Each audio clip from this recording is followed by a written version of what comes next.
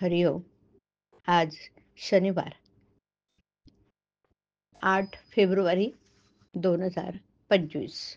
सद्गुरू ब्रह्मचैतन्य गोंदवलेकर महाराज यांच्या प्रवचनामधून आज आपल्याला सांगणार आहेत की नामस्मरणापरते दुसरे हित नाही. ऐकूया. ते गृहस्थ मला भेटले. ते म्हणाले, मला देव पाहावासा वाटतो. तुम्ही पाहिलाय का? मी म्हटलं, पाहिलाय.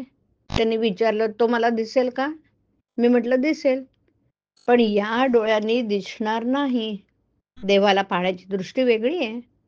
आज आमची विषयाची दृष्टी आहे, ती भगवंताची नाही. आपल्याला भगवंत पाहायचा असेल तर त्याला एकच उपाय आहे, भगवंताच्या नामात राहावं. नामाशिवाय दुसरा मार्ग नाही. सगळ्यांना माझं सांगणं आहे, हे ऐकणं अत्यंत जरूर आहे. बरं ऐकणं कशासाठी? तर मी बरोबर मार्गाने जातो आहे की नाही ते कळण्यासाठी. पण नुसतं ऐकून चालणार नाही. ऐकून कृती केली तरच साध्य होईल. ते साधेल ती तुम्ही करा. आचरणात आणलेलं तेवढंच कामाला येईल. सगळ्यांनी नामस्मरण करा. नामस्मरणासारखा कल्याणाचा दुसरा मार्ग नाही. जे सहज आपल्याजवळ आहे, अत्यंत उपाधिरहित आहे, जे कुणावर अवलंबून नाही, असं जर काही असेल तर ते भगवंताचं नाम आहे. तेव्हा शुद्धतेने, शुद्ध आचरणाने जो तो घेईल, त्याचं राम खरंच कल्याण करील. आपल्या गुरूंनी जे सांगितलं ते सत्य मानावं. या मार्गाने 100 पावलं गेलास तर खजिना सापडेल, असं गुरूनं सांगितलं. तर दुसऱ्या मार्गाने 200 पावलं जरी गेला तरी त्याचा काय उपयोग? मला सगुण साक्षात्कार हवा किंवा व्हावा असं म्हणतो, पण प्रत्यक्ष बोलणारा चालणारा सद्गुरू पाहून समाधान होत नाही. तर परमात्म्याचं दर्शन करून देऊन काय उपयोग? आंबा हवा असेल तर कोय पेरल्याशिवाय कुठला मिळणार?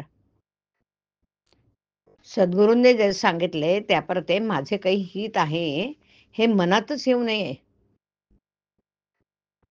आपण खरोखरी सर्वस्वी त्याचे व्हावे. नामस्मरणाप्रते दुसरे हित नाही.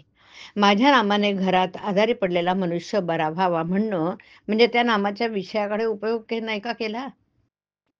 बरं झाल्यावर ज्याप्रमाणे आम्ही बाटलीतलं औषध टाकून देतो, त्याप्रमाणे गरज संपली की आम्ही देवाला विसरतो. अमुक एक घडावं असं जिथे वाटतं तिथे साधनात कमतरता आली. एका सद्गुरु वचनावर विश्वास ठेवला म्हणजे सुखदुःखाच्या गोष्टींचा मनावर परिणाम होत नाही. मोठा अधिकारी झाला तरी पोराबाळांबरोबर खेळताना ज्याप्रमाणे तो त्यांच्यासारखा होतो, त्याप्रमाणे व्यवहारात वागावं. आपण निर्लोभतेने वागावं. खेळात ज्याप्रमाणे आपण चुकू देत नाही, त्याप्रमाणे प्रपंचात करावं. प्रपंचाचा सहवास वरवरचा आहे असं समजावं. असावा, त्याचा वास आत नसावा. आता फक्त भगवंताचा वास असावा. गुरुचरणी अत्यंत विश्वास आणि साधनांचा अखंड सहवास, येथे प्रपंचाचा सुटला फास, हाच परमार्थाचा मार्ग आहे खास. हरिओम. हरिओम तत्सत. हरिओम.